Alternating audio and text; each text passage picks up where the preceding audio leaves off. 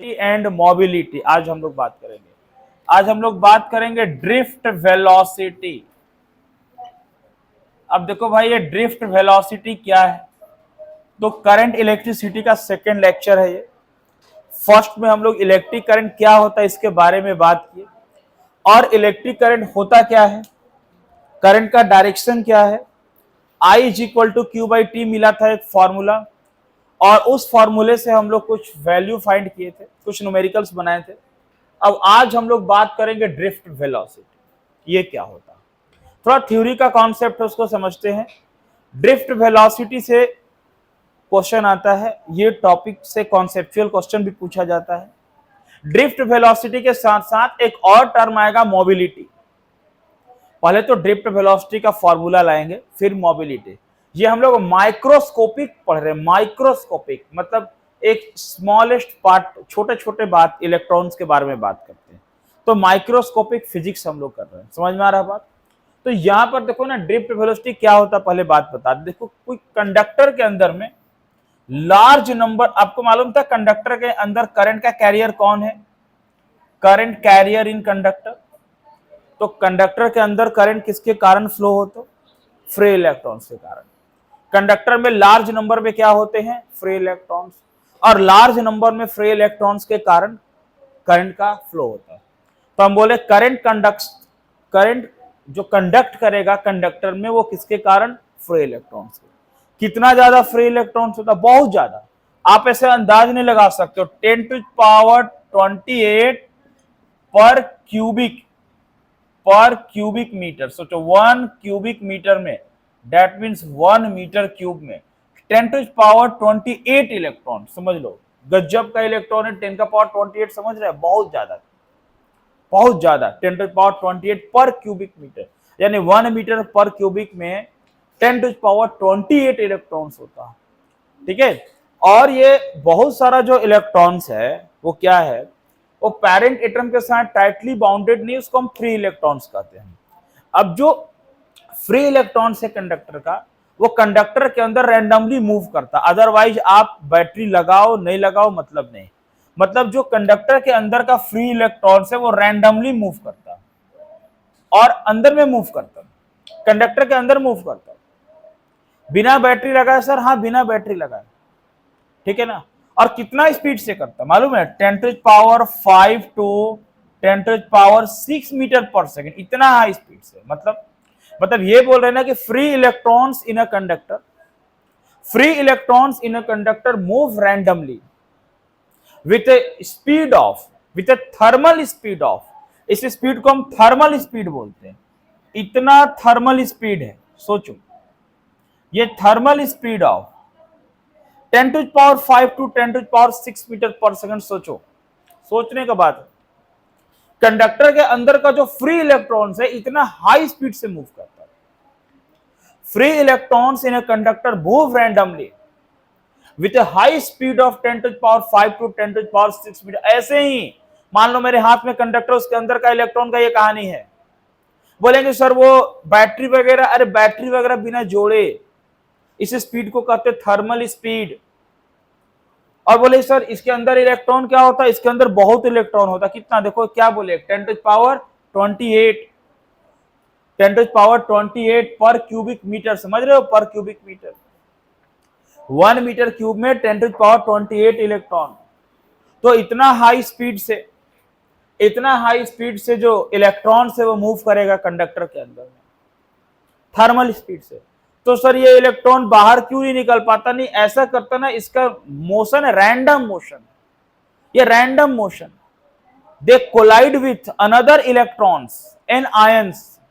इसके अंदर का जो बाकी इलेक्ट्रॉन्स है, जो बाकी आयंस है, उससे ये इलेक्ट्रॉन कोलिजन करता, टक्कर करते रहता, कोलाइड करते रहेगा। और ऐसा कोलिजन करेगा ना कि इसके अंदर का जो एवरेज वेलोसिटी वो 0 होगा।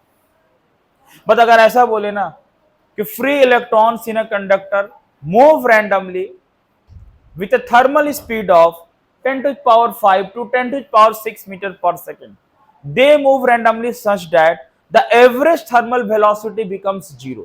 और इलेक्ट्रॉन का कमी तो है नहीं। कितना इलेक्ट्रॉन है? 10⁻28 पर क्यूबिक मीटर। इतना ज्यादा इलेक्ट्रॉन्स है।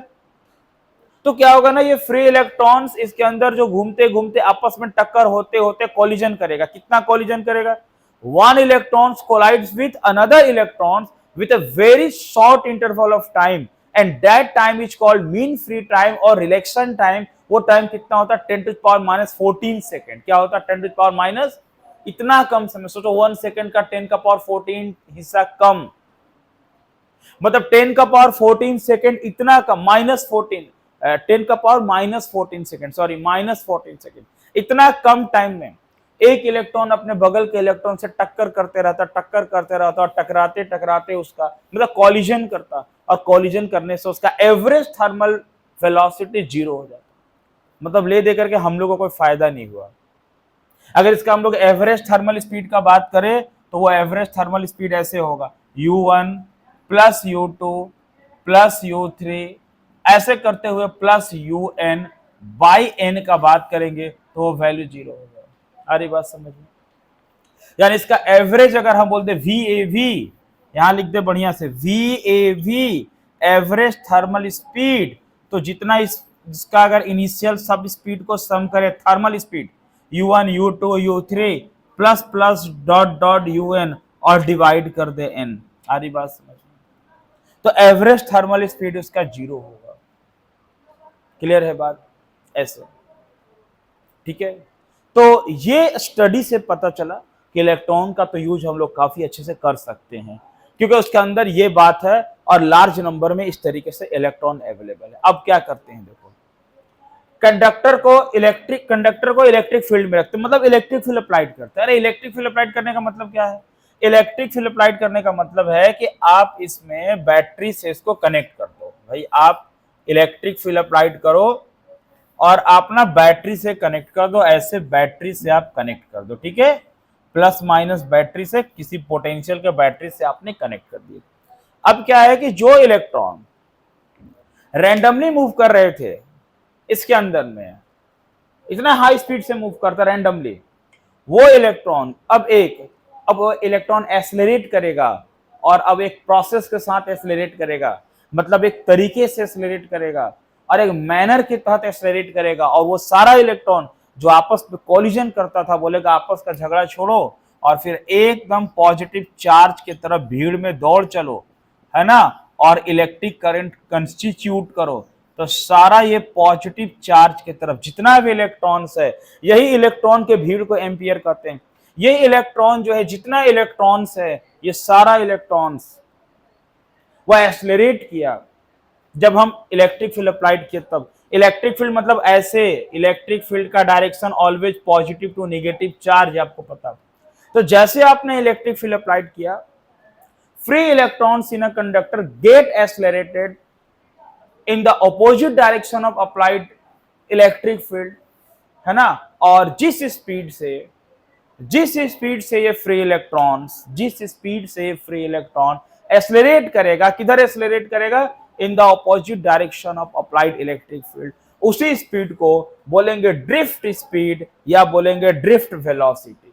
क्या बोलेंगे? ड्रिफ्ट स्पीड या क्या बोलेंगे? Drift velocity. तो ड्रिफ्ट वेलोसिटी का मतलब हुआ the average speed with which free electrons in a conductor get accelerated in the opposite direction of applied electric field. ऐसा एवरेज स्पीड जिससे कंडक्टर के अंदर का फ्री इलेक्ट्रॉन्स इलेक्ट्रिक फील्ड जो अप्लाइड हुआ उसके ऑपोजिट डायरेक्शन में एक्सेलरेट करेगा, उसको बोलेंगे ड्रिफ्ट स्पीड या उसको बोलेंगे ड्रिफ्ट वेलोसिटी। आ रही बात समझ में? और इसी के बारे में आज चर्चा करना है, ठीक है ना। तो ड्रिफ्ट स्पीड का क्या मतलब हुआ? द एवरेज स्पीड या average velocity with which free electrons in a conductor get accelerated in the opposite direction of applied electric field। और ये कहानी समझ रहे हैं जो बात बता रहे हैं हम, ठीक है ना। तो इसका डिफिनेशन लिखते हैं और इसका एक फॉर्मूला हम लोग लाते हैं, ठीक है ना। मतलब ज्यादा थ्योरी नहीं, एक फॉर्मूला तो लाना पड़ेगा और फॉर्मूला लेके आएंगे अभी हम लोग। क्या है फॉर्मूला इसका? तो देखो एक काम करते हैं, आप ऐसे लिख सकते हो, पहले डिफिनेशन लिखो, ये तो समझने के लिए ऐसे ही बता रहे हैं। आप इसमें इस पॉइंट्स को लिख सकते हो कि इसका स्पीड क्या है, 10⁵ टू 10⁶ मीटर पर सेकेंड, ये आप लिख सकते हो, ठीक है ना। ऐसा आप लिख सकते हो, ठीक है। और ये डायग्राम अभी रहने देना। ये जिस स्पीड से आएगा ना इसी को बोलेंगे ड्रिफ्ट स्पीड। क्या बोलेंगे इसको? Drift speed. VD electric field का ये डायरेक्शन है और जिससे इलेक्ट्रॉन एक्सेलरेट करेगा वो ड्रिफ्ट स्पीड या ड्रिफ्ट वेलोसिटी। लिखो तो डिफिनेशन बोलते हैं।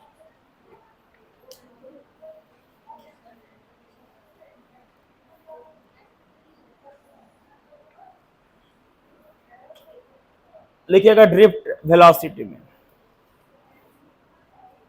देखो the average velocity with which the average velocity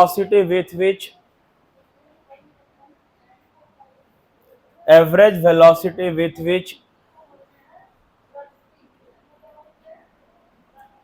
which free electrons in a conductor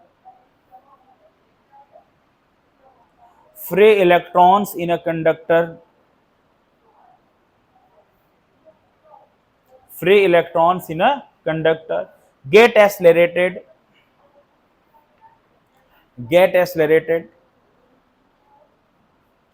in the opposite direction of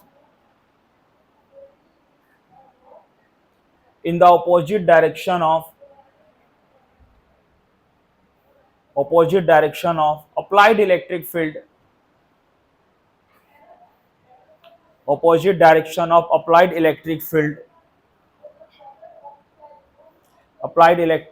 is called drift velocity।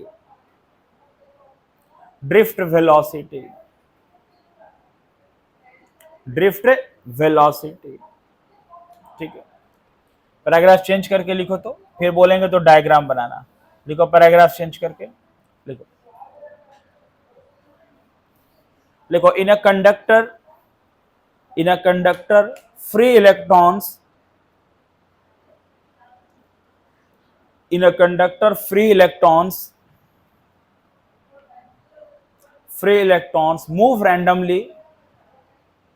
move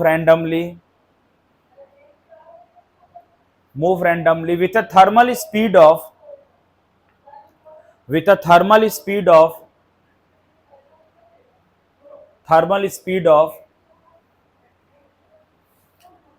10 to the power 5 to 10 to the power 6 meter per second। 10 to the power 5 to 10 to the power 6 meter per second। 10 to the power 5 to 10 to the power 6 meter per second, such that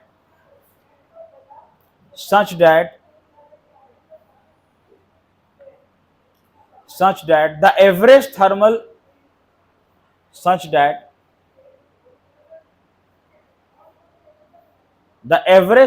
speed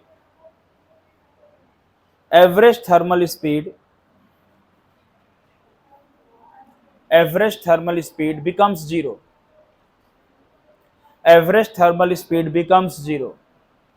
ठीक है ना।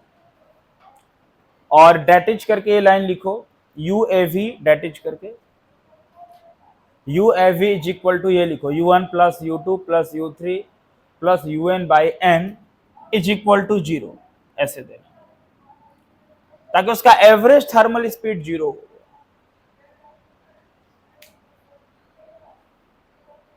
ठीक है, आ रहा बात समझ में? अभी इसका फॉर्मूला लाते हैं हम लोग। तो अभी एवरेज स्पीड क्या हो गया? 0 हो गया। मतलब ये कब 0 हुआ एवरेज स्पीड? जब उसमें कोई भी इलेक्ट्रिक फील्ड अप्लाइड नहीं था। ऐसे रेंडमली मूव करता है, ये बाय नेचर है, ये माइक्रोस्कोपिक स्टडी किया गया तो पता चला। ये बहुत बाद में पता चला माइक्रोस्कोपिक स्टडी करने के बाद कि भाई ऐसा कुछ होता है। ये इलेक्ट्रॉनिक थ्योरी के बाद मालूम चला। ठीक है ना। लिखो इसी में पैराग्राफ चेंज करके लिखो, let electric field is applied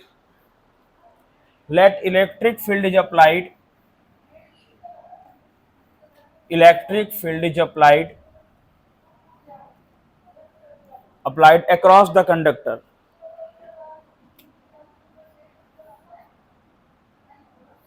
ठीक है, देखो अब हम क्या करते हैं कि इलेक्ट्रिक फील्ड अप्लाइड करते हैं कंडक्टर के अक्रॉस में। Electric field is applied across the conductor. ध्यान देना, अब इलेक्ट्रिक फील्ड हम लोग अप्लाइड करते हैं कंडक्टर के अक्रॉस में। क्या हुआ समझना बात। ये इलेक्ट्रिक फील्ड अप्लाइड कर दी। ये डायग्राम बनाना, रुक जाओ, अब देख लो पूरा फाइनल आंसर फिर बनाना। समझ में आ रहा बात? अभी इलेक्ट्रिक फील्ड अप्लाइड किए, अभी फ्री इलेक्ट्रॉन्स क्या होगा, एक्सेलरेट करेगा। जिस स्पीड से करेगा उस स्पीड को क्या बोलेंगे हम लोग, ड्रिफ्ट स्पीड, या क्या बोलेंगे, ड्रिफ्ट वेलोसिटी, यही बोलेंगे ना। अब देखो क्या लिखते हैं, लिखते हैं, अच्छा बताओ, जब ये इलेक्ट्रिक फील्ड अप्लाइड किए तो इलेक्ट्रॉन के ऊपर कुछ फोर्स लगेगा, ध्यान से समझना, कुछ इलेक्ट्रॉन के ऊपर फोर्स लगेगा, बोलते हैं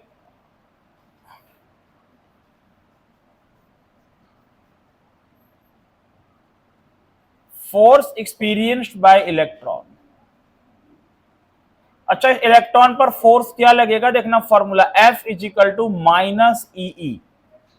बोलेंगे सर ये फॉर्मूला कहां से मिला, F is equal to minus E का फॉर्मूला किधर से मिला बताओ।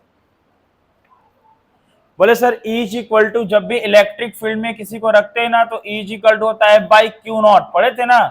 अब क्यू नॉट के बदले यहां इलेक्ट्रॉन है, यानी इलेक्ट्रॉन मूव कर रहा और हम लोग इलेक्ट्रिक फील्ड अप्लाइड किए, तो इलेक्ट्रिक फील्ड के कारण उस इलेक्ट्रॉन पर फोर्स क्या लगेगा, इस इलेक्ट्रिक फील्ड के कारण इलेक्ट्रॉन पर फोर्स क्या लगेगा। अब इस इलेक्ट्रिक फील्ड के कारण उस इलेक्ट्रॉन पर फोर्स लगने वाला F इज इक्वल टू ई, ठीक है।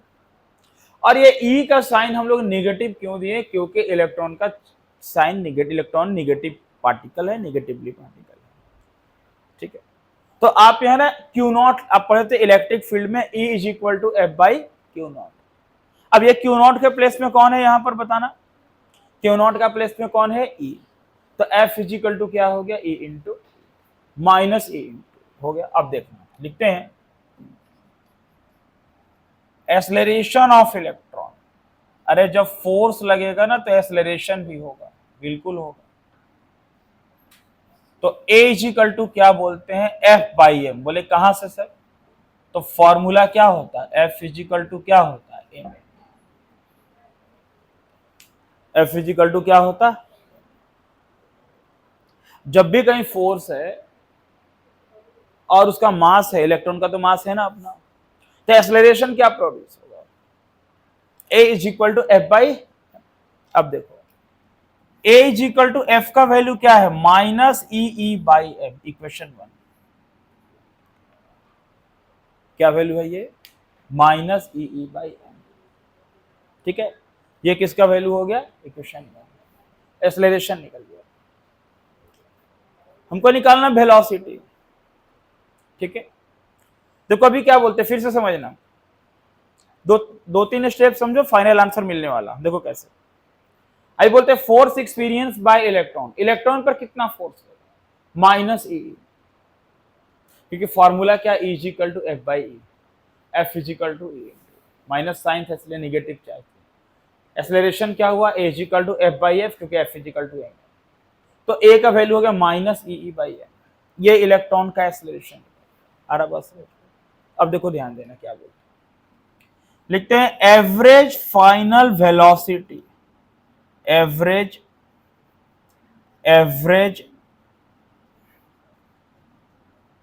Final velocity, velocities of electrons, और जो एवरेज फाइनल वेलोसिटी है ना उसी को बोलते हैं drift velocity, that is drift velocity. जो एवरेज वेलोसिटी फाइनल है जिससे फ्री इलेक्ट्रॉन एक्सेलरेट करेगा उसी को हम लोग बोलेंगे ड्रिफ्ट वेलोसिटी। और आपने इक्वेशन ऑफ मोशन पढ़ा होगा v is equal to u plus a t, तो बोलेंगे vd is equal to u plus a T.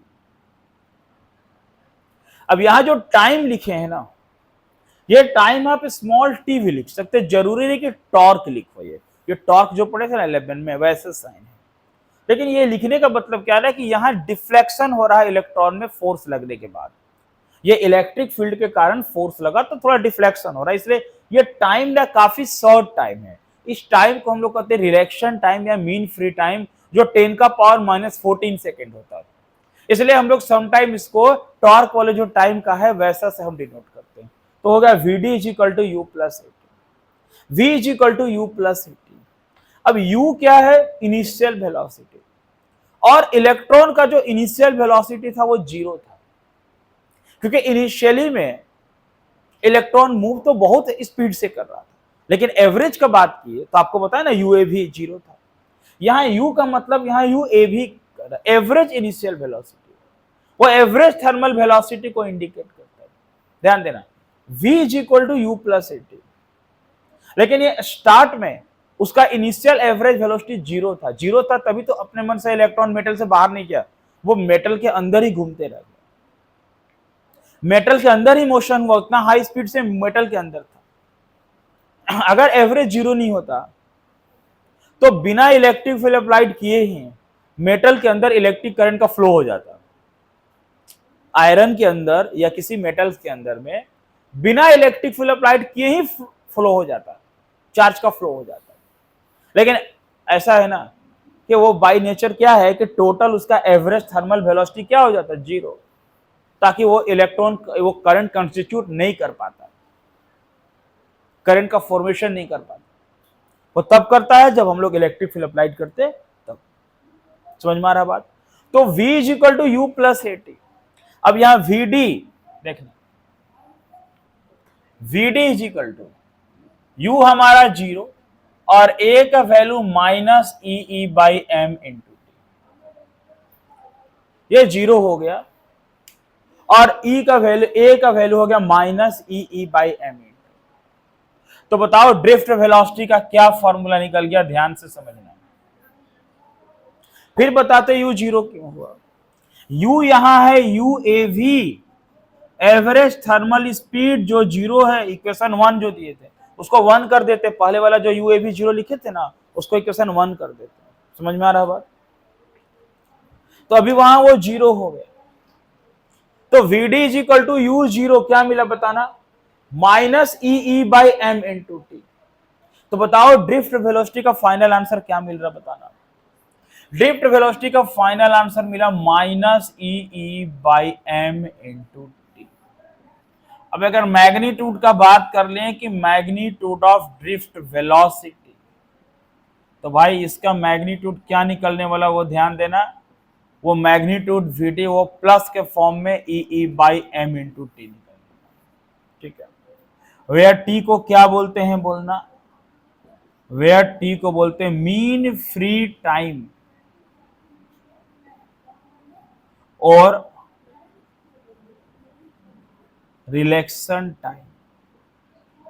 और ये क्या होता है, तो मीन फ्री टाइम जो है ना वो शॉर्ट इंटरवल ऑफ टाइम होता है, शॉर्ट टाइम है कोलिजन का, और वो कितना होता है अप्रोक्सीमेट 10 का पावर माइनस 14 सेकेंड के बराबर। ठीक है, तो ये फॉर्मूला हमारा किसका मिल गया, ड्रिफ्ट वेलोसिटी। समझ में आ रहा है बात? तो पहले फॉर्मूला लिखो फिर और आगे इसके बारे में बात होगा। आज लिखिए,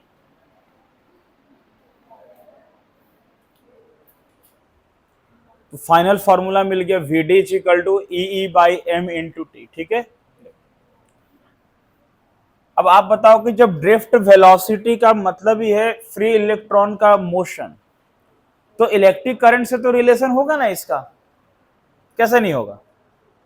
इलेक्ट्रिक करंट का तो काम ही है करंट कंस्टिट्यूट इलेक्ट्रॉन्स के कारण ही हो रहा।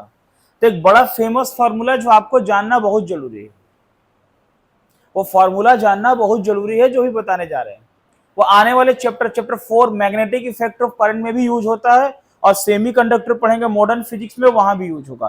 तो लिखो रिलेशन बिटवीन, लिखो relation between drift velocity, relation between drift velocity and electric current. अब इलेक्ट्रिक करंट और ड्रिफ्ट वेलोसिटी में रिलेशन करते। ठीक है, मान लो एक ऐसे डायग्राम हम लोग एक कंडक्टर को बना लिए और कंडक्टर में कुछ बैटरी से इलेक्ट्रिक फील्ड अप्लाइड कर दे रहे हैं। अभी मान लो आपने कोई स्ट्रॉन्ग बैटरी लगाना हो तो थोड़ा और एक बढ़ा दो बैटरी, चलो प्लस माइनस ये इलेक्ट्रिक फील्ड अप्लाइड कर रहे हैं, यहां से ध्यान देना। ठीक है, इस तरीके से। अब आपको पता है कि ड्रिफ्ट वेलोसिटी जो है वो इलेक्ट्रॉन का वेलोसिटी है, अब जो फ्री इलेक्ट्रॉन्स है वह ऐसे एक्सेलरेट करेंगे opposite direction of applied electric field, ऐसे। समझ में आ रहा बात? अब इस कंडक्टर का लेंथ को L मान लो और क्रॉस सेक्शनल एरिया A है, ऐसा। अब देखो यहां एक प्रॉब्लम यह है कि पूरे कंडक्टर में जो इलेक्ट्रॉन्स है, इस कंडक्टर के अंदर इलेक्ट्रॉन्स को हम डायरेक्ट कंसीडर नहीं कर सकते, ध्यान से समझना। अब अगर मान लो किसी ने आपको ये थ्योरी नहीं बताया जो भी हम बताने जा रहे हैं, और आपको डायरेक्ट बोल दिया ना कि देखो इसके बीच का रिलेशन होता है I बराबर NEFT, इसको ही बोलते, इसको ही बोलते, इसको, तो आपको बता दे एक कॉन्सेप्ट आपका दिमाग से हट जाएगा, फिर आप फंस जाएंगे। देखिए आपको कैसे समझ में आ रहा बात, इसलिए यहां जानना जरूरी क्यों है, ध्यान देना। अभी हम क्या बोल रहे हैं, किसी भी कंडक्टर के अंदर का टोटल इलेक्ट्रॉन हम डायरेक्ट कंसीडर नहीं कर सकते कि मान लो कि let n be the total number of electron in conductor. बोले क्यों सर, नंबर ऑफ इलेक्ट्रॉन को n क्यों नहीं मान सकते? नहीं मान सकते, इसलिए नहीं मान सकते ना कि नंबर ऑफ इलेक्ट्रॉन इतना ज्यादा है कि मानने के बाद कुछ प्रॉब्लम हो सकता, फंस जाएंगे मान के, कुछ ऐसा न्यूमेरिकल्स आएगा, नहीं बन पाएगा। कितना आप देखें ना, अभी क्या है, पर क्यूबिक मीटर में कितना इलेक्ट्रॉन था, 10 का पावर 28। तो क्या करना होगा, देखो क्या करना होगा, ध्यान दें। अभी टोटल नंबर ऑफ इलेक्ट्रॉन्स को डायरेक्ट नहीं मानेंगे, क्या बोलेंगे, बोलेंगे let n be the small n be the small n, मान रहा कैपिटल N या small n, there are basic difference between the capital N and small n here. n be the number of free electrons, n be the number of free electrons per unit volume of conductor। मतलब conductor के per unit volume में जितना electron है उसको मानो। जो conductor के अंदर पर यूनिट वॉल्यूम है, यूनिट वॉल्यूम में कितना इलेक्ट्रॉन है, कंडक्टर के अंदर यूनिट वॉल्यूम में कितना इलेक्ट्रॉन है उसको consider, unit volume, unit means 1। अगर सेंटीमीटर में लो तो 1 सेंटीमीटर क्यूब, मीटर में लो तो 1 मीटर क्यूब, ऐसे। तो n का मतलब, स्मॉल n का मतलब हुआ इस पूरे कंडक्टर का एक छोटा सा पार्ट, मान लो अगर ये पूरा कंडक्टर है, इसका एक छोटा सा पार्ट ये यूनिट वॉल्यूम, वहां का इलेक्ट्रॉन है स्मॉल n।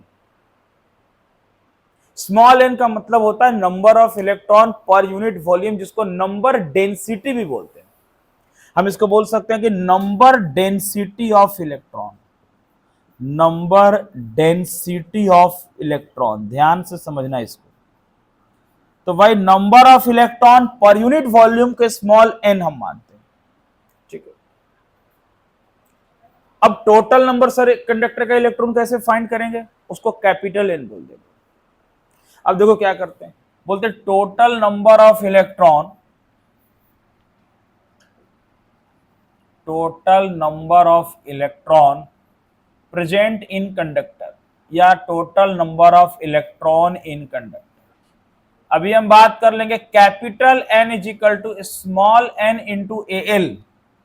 बोलेंगे सर ये क्या किया, बोले n को AL मतलब एरिया इंटू लेंथ, और एरिया और लेंथ के प्रोडक्ट को क्या बोलते हैं, where AL is equal to होता वॉल्यूम ऑफ कंडक्टर, उस कंडक्टर के वॉल्यूम से मल्टीप्लाई। अगर कंडक्टर का cross sectional area pi r square और उसका हाइट h, तो pi r square h volume. किसी कंडक्टर का area L into b, height h, तो L into b into h इसका वॉल्यूम। मतलब आपको यूनिट वॉल्यूम, अरे किसी का वॉल्यूम अगर 10 है तो यूनिट मैंने 1 का पहले स्मॉल n फिर उसको 10 से मल्टीप्लाई। तो कैपिटल N से जब भी बात करेंगे ना तो टोटल नंबर ऑफ इलेक्ट्रॉन, ये क्या हुआ, per unit volume, per unit मतलब 1 यूनिट का इलेक्ट्रॉन स्मॉल n, और उसको किससे मल्टीप्लाई किए, कंडक्टर के वॉल्यूम से। एरिया और लेंथ का प्रोडक्ट वॉल्यूम होता है, ये बात ध्यान में रखना। एरिया का यूनिट मीटर स्क्वायर, लेंथ का unit metre, metre square into metre, metre cube. Metre cube unit किसका? वॉल्यूम का। तो कैपिटल एन का मतलब टोटल नंबर ऑफ इलेक्ट्रॉन। वो डायरेक्ट नहीं लिखेंगे कभी भी, पर यूनिट का फाइंड करके और तब उसको उसके वॉल्यूम से मल्टीप्लाई करेंगे। ऐसा क्यों? क्योंकि कंडक्टर के अंदर लार्ज नंबर में फ्री इलेक्ट्रॉन्स, मतलब हल्का फुल्का नहीं, बहुत ज्यादा है। इम्पॉसिबल टू काउंट, काउंट करना इम्पॉसिबल का बात। अब 10 का पावर 28 को कौन काउंट करेगा?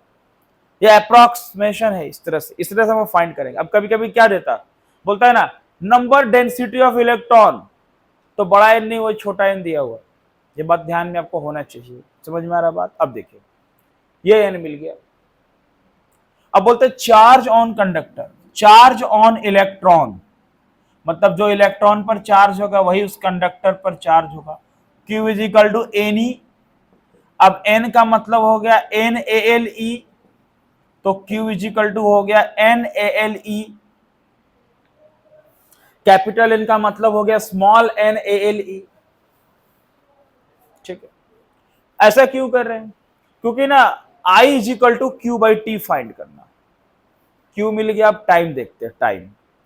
अब टाइम कैसे निकलेगा ध्यान देना। टाइम का फॉर्मूला लिख रहे हैं यहां पर, समझना है क्या लिखते हैं time taken by electron, time taken by electron to cross the conductor. आपको अंदाजा नहीं होगा कि सर सेकंड क्लास में ही ऐसा ऐसा बात आ गया इलेक्ट्रिक करंट में। आप तो बोले थे कि बड़ी आसान चैप्टर है। आसान ही है, ऐसे बात नहीं, आसान ही है, टेंशन नहीं लेना, ठीक है ना। अब आ गया तो क्या किया जाए, आएगा। Time taken by electron to cross the conductor, to cross the conductor. Conductor को क्रॉस करने में इलेक्ट्रॉन को कितना टाइम लगा? देखो क्या टाइम लगा। Time is equal to distance by speed. Distance है L और स्पीड है Vd। क्यों? क्योंकि इलेक्ट्रॉन किस स्पीड से आ रहा? ड्रिफ्ट वेलोसिटी के स्पीड से। तो T is equal to S by V। S के बदले क्या हुआ? L, और यहां हो गया Vd। तो T is equal to L by Vd। अब ध्यान देना, T is equal to L by Vd। Vd का वैल्यू बताओ, Vd का वैल्यू दिखाई दे रहा सबको? अच्छा Vd का भी नहीं पता, छोड़ दो, इसको इक्वेशन थर्ड कर लो। ठीक है, अभी तो Vd का नहीं रखते, ऐसे निकल जाएगा, T निकल गया। अब बोलो इलेक्ट्रिक करंट का क्या फॉर्मूला होता, दिखाई दे रहा है यहां पर? इलेक्ट्रिक करंट का formula I is equal to क्या होता है? Q by T. I is equal to Q by T. देखो क्या, देखो I is equal to Q by T. ध्यान देना। अब क्या करते, Q के प्लेस में क्या रखते हैं? Q का प्लेस में बोलना, Q का प्लेस में रखेंगे क्या? देखो N क्या है, यहां रख ले, इसको दिखाई दे रहा है यहां पर कर ले सॉल्व। इस जगह में खाली है, देखो क्या यहां पर कर दे। I is equal to Q by T. Q का वैल्यू बोलना कितना है? Q का वैल्यू कितना निकला हमारा? NaLe, और टाइम का L बाई Vd। L हो गया कैंसर, और I का एक बहुत ही फेमस फॉर्मूला मिला NeaVd, जिसको याद रखना। तो इलेक्ट्रिक करंट और ड्रिफ्ट वेलोसिटी का क्या फॉर्मूला मिला हमारा? क्या मिला? I is equal to NeaVd, जहां N क्या है? स्मॉल n क्या है? तो N क्या है? Number of electron per unit volume, यानी कि नंबर डेंसिटी ऑफ इलेक्ट्रॉन है, टोटल नंबर इलेक्ट्रॉन नहीं है कंडक्टर का। E क्या है? इलेक्ट्रॉन का चार्ज है। A है एरिया कंडक्टर का, और Vd क्या है? ड्रिफ्ट। एक बड़ा फेमस फॉर्मूला क्या मिला हमारा? I इज इक्वल टू क्या मिला? Nea। ठीक है, समझ रहे बात को?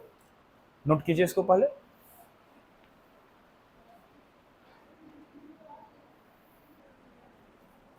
देखिए I is equal to NeaVd।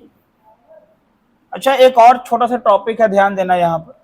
जैसे ये मिला ना मेरा I is equal to NeaVd, ये अभी रिलेशन फाइंड हो। अब अगर I के नीचे A कर लो ना, I बाई A, तो हो जाएगा NeVd। अब I/A को ना J कहते हैं करंट डेंसिटी, ठीक है ना। अब करंट डेंसिटी को, ठीक है, करंट डेंसिटी को आप ऐसे समझ लो सिंपल में कि electric current per unit area, per unit area यानी J = I/A, ठीक है, एम्पियर पर मीटर स्क्वायर इसका यूनिट हो जाएगा। तो I/A, तो I/A को J बोल देते हैं, करंट डेंसिटी, ठीक है। डेंसिटी का मतलब होता है पर यूनिट लेंथ या एरिया या वॉल्यूम। तो जितना करंट कंडक्टर से पर यूनिट एरिया पास करेगा उसको बोलेंगे करंट डेंसिटी। और करंट डेंसिटी का फॉर्मूला हो गया J = I/A। ये हो गया करंट डेंसिटी, ठीक है, ध्यान से समझना। तो एक फॉर्मूला और मिल गया करंट डेंसिटी, इसको भी लिख लो साथ में, इसके साथ कंटिन्यू कर लो। Current density ampere per metre square में, इसके साथ कंटिन्यू कर लो। अब बात आता मोबिलिटी, है ना। अब एक टर्म समझते, मोबिलिटी क्या है। मोबिलिटी, ठीक है, अभी सबके पास मोबाइल है क्या? सबके पास मोबाइल है, इसलिए सबके पास मोबाइल को मोबाइल क्यों बोल रहे हैं? सबके पास मोबाइल है ही। मोबाइल को मोबाइल इसलिए बोल रहे हैं ना क्योंकि उसमें मोबाइल इलेक्ट्रॉन है। जिस इलेक्ट्रॉन के कारण कंडक्शन हो रहा है ना, उस इलेक्ट्रॉन को बोलते हैं mobile electron.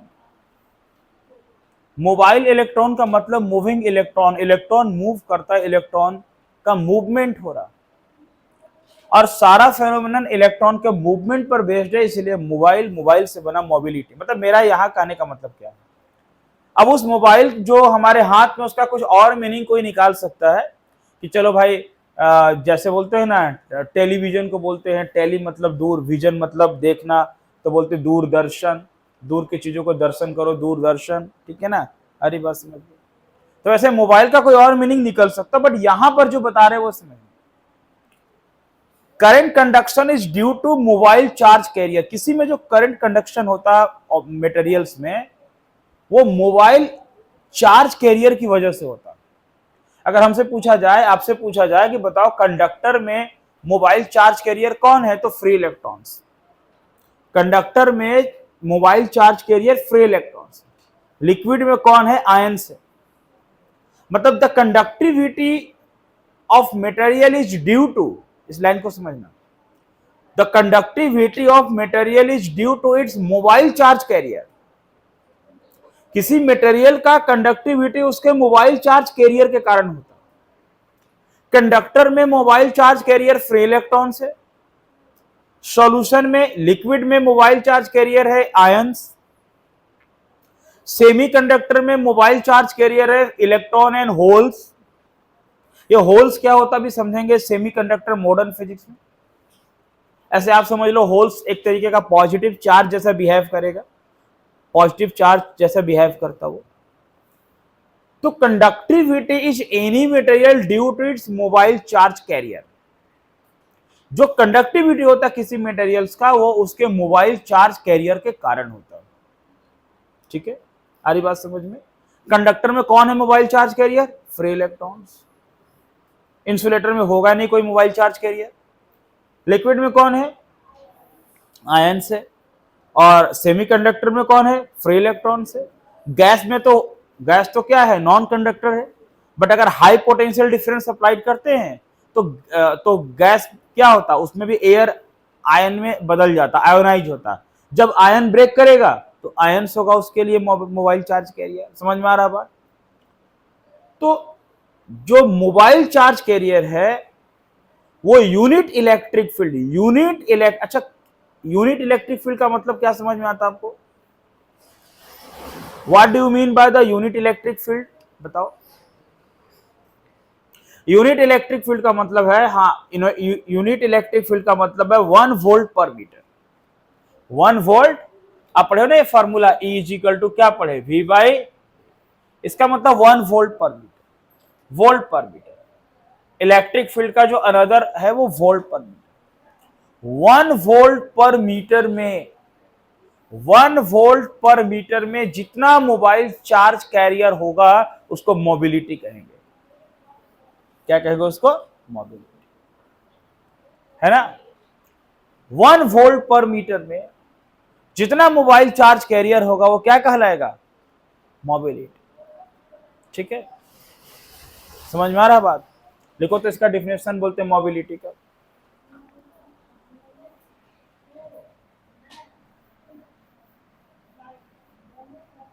Mobility,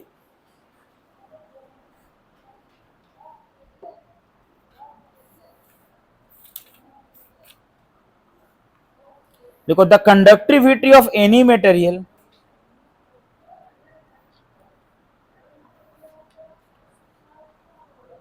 the conductivity of any material is due to, any material is due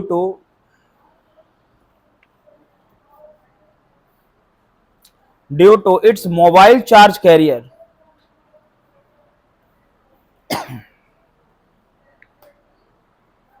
is due to its mobile charge carrier,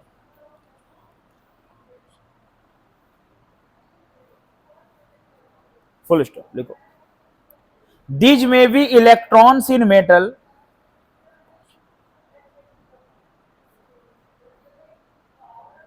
these may be electrons in metal, electrons in metal, positive comma देने के बाद positive and negative ions, positive and negative ions in liquid,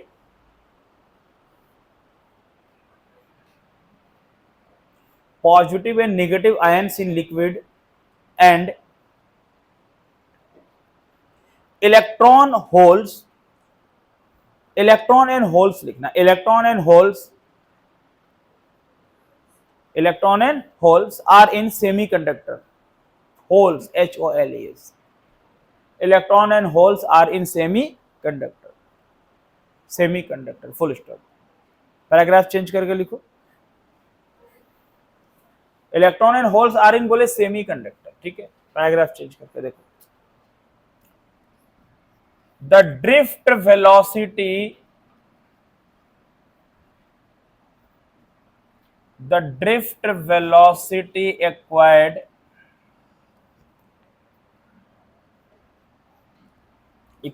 by electron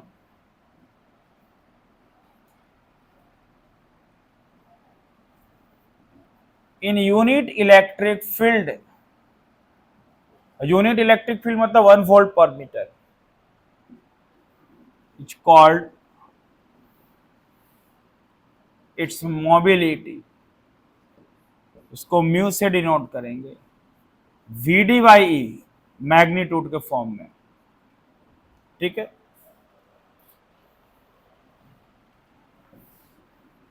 जो unit electric field में जितना drift velocity acquire करेगा electron,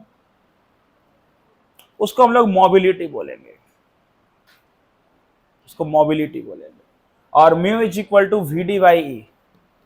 ठीक है, अब इसको बहुत लोग ऐसे डिफिनेशन बोल देते हैं कि the ratio of drift velocity and electric field is called mobility, बोल सकते हैं सर कि ड्रिफ्ट वेलोसिटी और इलेक्ट्रिक फील्ड का रेशियो को मोबिलिटी बोलते हैं, लेकिन वो डिफिनेशन थोड़ा सा स्टैंडर्ड नहीं है, रेशियो करके कोई भी डिफिनेशन स्टैंडर्ड नहीं होता। ठीक है ना, और ट्राई करना चाहिए कि किसी भी डिफिनेशन को हम रेशियो में नहीं लिखे। वैसा कोई सिचुएशन आ जाए कि आपके पास, आपको कुछ याद नहीं है और आपको फॉर्मूला याद है, तो आप उससे रेशियो करके डिफाइन कर सकते, अदरवाइज आपको रेशियो में डिफिनेशन नहीं देना है, क्योंकि रेशियो के डिफिनेशन से कुछ कॉन्सेप्ट क्लियर नहीं होता है ना। कुछ कुछ ऐसा डिफिनेशन है जो रेशियो में दिया जाता है लेकिन बाकी नहीं। तो देखो यहां पर इसका ऐसा यूनिट, इसका एक फॉर्मूला और निकलेगा, क्या निकलेगा, रख दो, VD का वैल्यू क्या है मोड में, E by M into T by E cancel हो गया, तो हो गया E बाई एम और ये T, इस तरह से हो गया मोबिलिटी। मोबिलिटी का एक फॉर्मूला। इसका एसआई यूनिट देखना,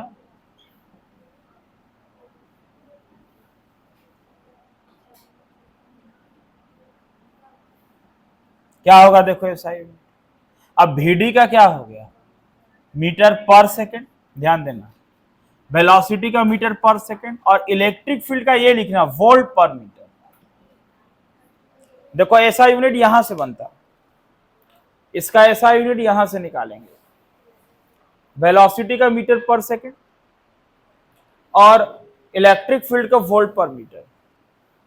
अब ये मीटर ऊपर में गया, मीटर मीटर मिलके हो गया मीटर स्क्वायर पर वोल्ट, मीटर स्क्वायर पर वोल्ट पर सेकेंड, ये इसका ऐसा यूनिट, मीटर स्क्वायर पर वोल्ट पर सेकेंड लिखिए।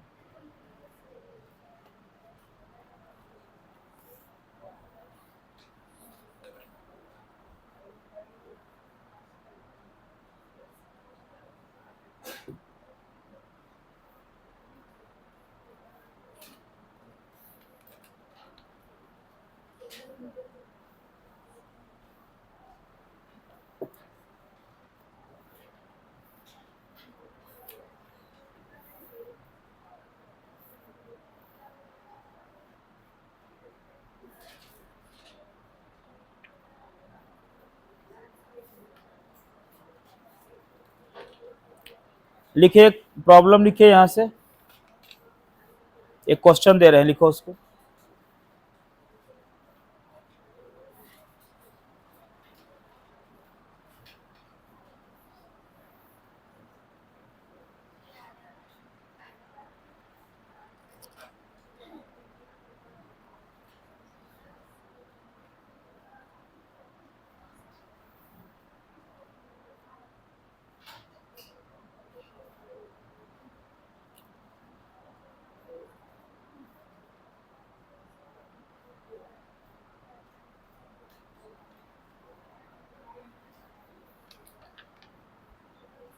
हाँ लिखा जाए,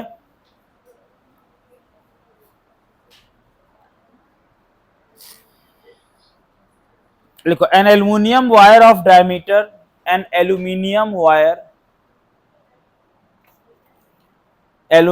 wire of diameter 0.24 centimetre, 0.24 centimetre is connected in series,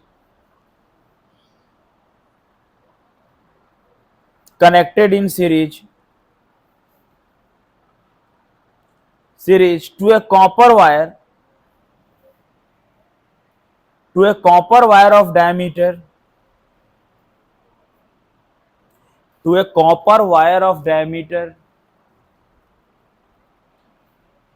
0.16 centimetre,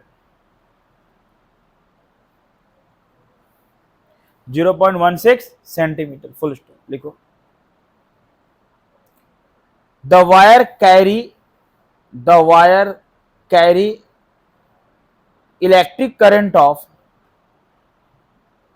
wires कर देना, वायर्स कैरी मतलब दोनों के same current, carry electric current of 10 ampere, electric current of 10 ampere. ऐसे भी सीरीज कॉम्बिनेशन है तो करंट तो सेम जाएगा, फुल स्टॉप देना। फाइंड नंबर 1 लिखिए, current density in aluminium wire,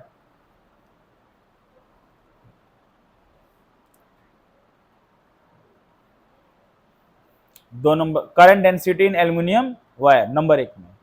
number 2 में लिखना drift velocity of electron,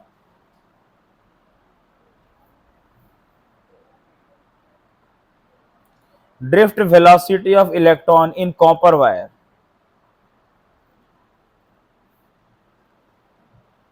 copper wire कुछ गिवन दिया हुआ, गिवन में लिखो number of electrons per cubic metre, number of electrons per cubic metre, number of electrons per cubic metre, volume of copper, volume of copper is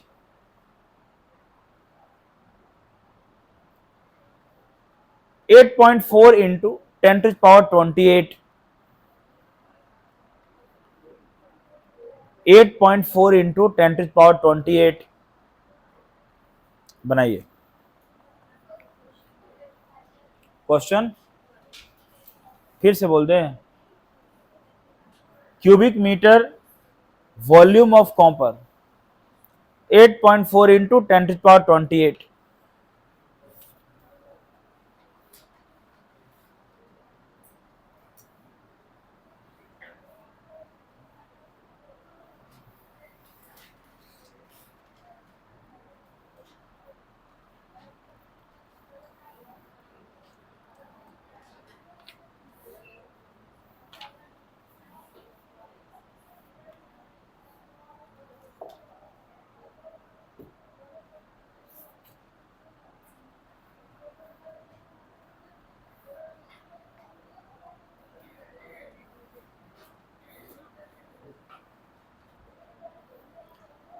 मतलब यहां से ना और अलग अलग टाइप का क्वेश्चन बनाने के लिए ओम्स लॉ का जानना भी जरूरी है। हालांकि इस क्वेश्चन में ओम्स लॉ का यूज नहीं हुआ, फिर भी यहां नहीं होगा, सॉल्व करिए इसको।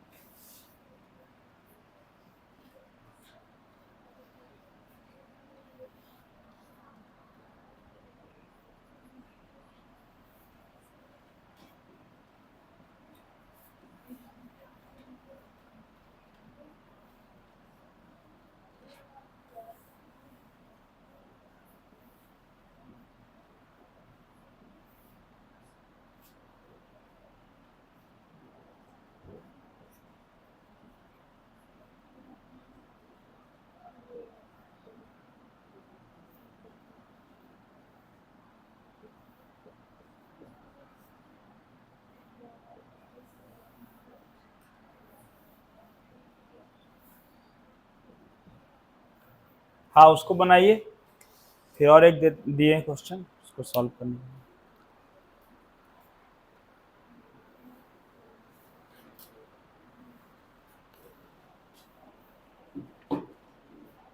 हाँ अभी जो दिए वो बनाए।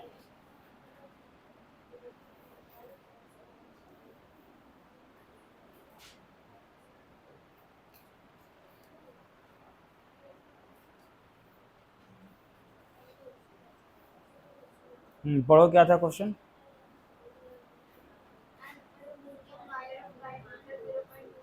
एल्युमिनियम वायर का अगर हम एल वायर का बात करें उसका डायमीटर कितना दिया हुआ है? अच्छा 0.24 सेंटीमीटर है, उसको मीटर में बदल लेना है। और क्या दिया हुआ? रेड, यह डायमीटर से क्या समझ में आ रहा? रेडियस निकाल लेना। अच्छा ठीक है आगे बढ़ो, और क्या दिया हुआ? अच्छा एक कॉपर वायर भी है। अच्छा कॉपर वायर का डायमीटर कितना दिया हुआ? चलो ठीक है, उसको सीरीज में जोड़े हैं। आगे बोलो क्या है? अच्छा लिख ही लेते इसका, कॉपर वायर का डायमीटर क्या है? अगर हम सीयू वायर का बात करते हैं, कितना बोलो? 0.16 सेंटीमीटर, मतलब 0.16 इंटू 10⁻²। अब आगे बोलो क्या है? सीरीज में दोनों कनेक्ट है ना। मान लो ये एल्युमिनियम वायर था, ये एल्युमिनियम वायर, ये कॉपर वायर था। सीरीज में क्या होता? सीरीज में करंट सेम फ्लो करेगा, करेगा ना। मतलब जो इस वायर में जाएगा वही इस वायर में जाएगा। और बताइए क्या दिया हुआ? कितना दिया हुआ? मतलब जो 10 एम्पियर का वो एल्युमिनियम वायर के साथ भी और कॉपर वायर के साथ भी अगर कनेक्ट करेंगे तो कि सीरीज में है। अभी सीरीज पैरेलल हम लोग पढ़े नहीं, पढ़ लेंगे। आगे बताओ। वॉल्यूम ऑफ कॉपर का वॉल्यूम दिया हुआ है, कितना दिया हुआ वॉल्यूम? ये क्या दिया हुआ? ये वॉल्यूम है, ये वॉल्यूम नहीं। और नंबर ऑफ इलेक्ट्रॉन, उसको नंबर डेंसिटी बोलते हैं। और वो स्मॉल एन दिया हुआ, पर क्यूबिक मीटर है ना। हाँ, तो पर क्यूबिक मीटर का मतलब है m-3 पर क्यूबिक मीटर। वो नंबर ऑफ इलेक्ट्रॉन्स दिया, इतना ज्यादा इलेक्ट्रॉन 1 मीटर क्यूब से फ्लो करा, ये बात क्वेश्चन में बोल रहा है। अब बताइए और क्या निकालना है? अच्छा एल्युमिनियम वायर का करंट डेंसिटी फाइंड करना, तो J = I/A, I 10 एम्पियर, और A के बदले आपको क्या रखना? πr², क्योंकि एरिया आपका क्रॉस सेक्शनल एरिया, जो इस तरह का वायर है इसका एरिया जो डायमीटर होगा वो क्रॉस सेक्शनल एरिया। अब आर नहीं दिया हुआ तो कोई बात नहीं, I/π, आर के बदले आप लिख सकते हैं d²/4। कैसे?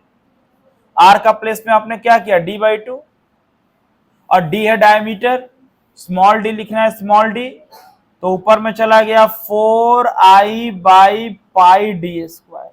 ये आप यहां से डायमीटर रख के, आप बोलेंगे सर हम डायमीटर नहीं रखना चाहते, कोई बात नहीं, फिर यहां रेडियस निकालो, r = d/2, फिर r का वैल्यू रखना। अगर आपको कहीं डायरेक्ट डायमीटर में मन हो तो ऐसे आप बना सकते हैं। यहां से मिलके आपका करंट डेंसिटी आ जाएगा, देखो कितना आएगा, एम्पियर पर मीटर स्क्वायर जे आ जाएगा ना। बात समझ रहे हैं? क्लियर हो रहा ना? तो रेडियस निकालना होता तो यहां निकाल लेते, नहीं अगर डी के रिस्पेक्ट में ही बात करना तो r = d/2 करेंगे तो πd²/4 हो गया। ठीक है, बोलो नेक्स्ट, आगे बताओ और क्या। कॉपर वायर में ड्रिफ्ट वेलोसिटी इलेक्ट्रॉन का फाइंड करना है, तो I = NEA/VD, तो VD = I/NEA। अब n पता, E पता, और I भी मालूम है, और A का मतलब वही फिर πr², और यहां πr² में कॉपर वाला डायमीटर लिखना, तो I/NEA का फिर हो गया πd²/4। ये 4 ऊपर चला गया, 4I/NE πd², ये हो गया। अब यहां रख के निकाल लेंगे क्या है आंसर, बता दें।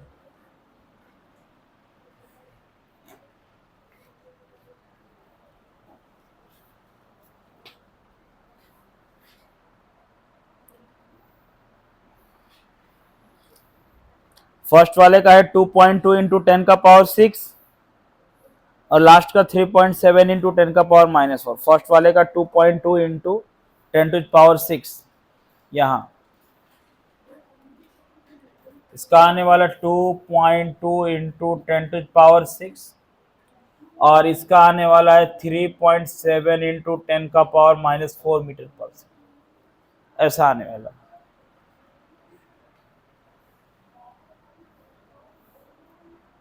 अब आपको रख के सॉल्व करना अच्छे से।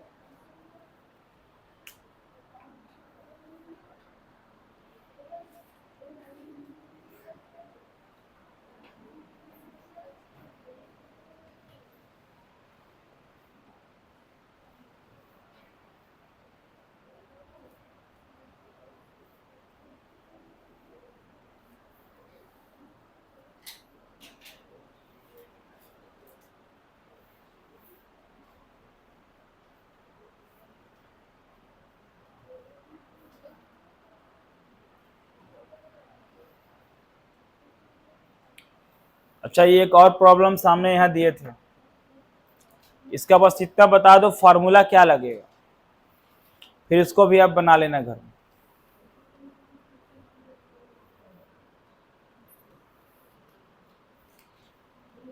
देखो यहाँ potential difference of 6 volt, V कितना दिया हुआ 6 वोल्ट, उसको अप्लाइड कर रहे हैं cross a conductor of length 0.12 metre, drift velocity VD निकालना है, और उसका मोबिलिटी म्यू दिया हुआ 5.6 इंटू 10⁻⁻⁶ मीटर स्क्वायर पर वोल्ट पर सेकेंड, ऐसा दिया। ये इसका मोबिलिटी दिया। तो हम क्या जानते हैं, म्यू इज इक्वल टू हम जानते हैं VD बाई ई। अब यहां से VD इज इक्वल टू क्या होगा, म्यू इंटू ई। अब कोई बताओ यहां पर म्यू तो दिया हुआ लेकिन ई नहीं दिया हुआ। तो आप इलेक्ट्रोस्टैटिक्स में पढ़े थे E is equal to V by D, और D के बदले डिस्टेंस का लेंथ, यहां लेंथ दिया हुआ, तो म्यू और ये हो गया V बाई एल, मतलब E का फॉर्मूला आया V बाई एल। अब यहां रख देंगे तो आ जाएगा ड्रिफ्ट वेलोसिटी का आंसर, कोई दिक्कत का बात नहीं है इसमें। देखो बता दे तुमको, पूरा एक क्लास में बहुत छोटे छोटे बात को क्लियर करना। एक क्लास में पूरा जितना Ohm's law, resistance, resistivity, conductance, conductivity, ये सब क्लियर करना पड़ेगा एक क्लास में, उसका ड्रिफ्ट वेलोसिटी के साथ रिलेशन, ठीक है, ये सब कर, क्योंकि बहुत ऐसा ड्रिफ्ट वेलोसिटी का प्रॉब्लम है जो आप बिना ओम्स लॉ का, बिना कंडक्टिविटी, बिना रेजिस्टिविटी को जाने आप नहीं बना पाओगे। तो आपको वो सब करना पड़ेगा एक क्लास में पूरा। समझ गए ना ये फॉर्मूला कैसे लाए हैं? अरे V बाई एल कैसे हुआ, E बराबर होता V बाई डी, यहां D के बदले L है, तो हो गया V बाई एल।